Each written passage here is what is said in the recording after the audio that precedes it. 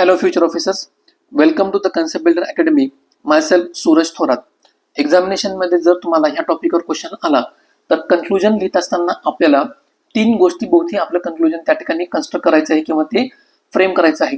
पहिली गोष्ट याच्यामध्ये ती न्यूट्रलिटी, त्यानंतर दुसरी महत्त्वाची गोष्ट आहे रिस्ट्रेंट आणि तिसरी महत्त्वाची गोष्ट आहे ट्रस्ट. ठीक आहे, म्हणजे काय की आन्सरचा जो काही आपला शेवट आहे ना किंवा त्या ठिकाणी सोल्युशन्स प्रोव्हाइड करत असताना आपल्याला याच्यामध्ये रिझनेबल टाइम लिमिट कशा पद्धतीने असलं पाहिजे, त्यानंतर गव्हर्नरचं जे काही डिसिजन आहे तर हे विथ रिझन आणि रॅशनल डिसिजन त्या ठिकाणी असलं पाहिजे हे सुद्धा दाखवणं गरजेचं आहे.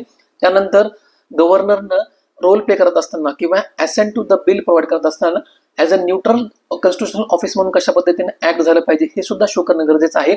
आणि फायनली चीफ मिनिस्टर जे आहेत किंवा काउन्सिल ऑफ मिनिस्टर आहेत तर यांच्याबरोबर कन्सल्टेशन सुद्धा शो करणं गरजेचं आहे.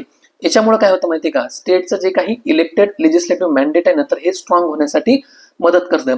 त्यामुळं फायनली आपल्याला याच्यामधनं काय शो करणं गरजेचं आहे की गव्हर्नर कशा पद्धतीनं कॉन्स्टिट्युशनल ब्रिज म्हणून त्या ठिकाणी ऍक्ट होतो, ना की सेंटर आणि स्टेट याच्यामधला कन्फ्लिक्टचा सोर्स आहे हे आपल्याला शो करणं गरजेचं आहे.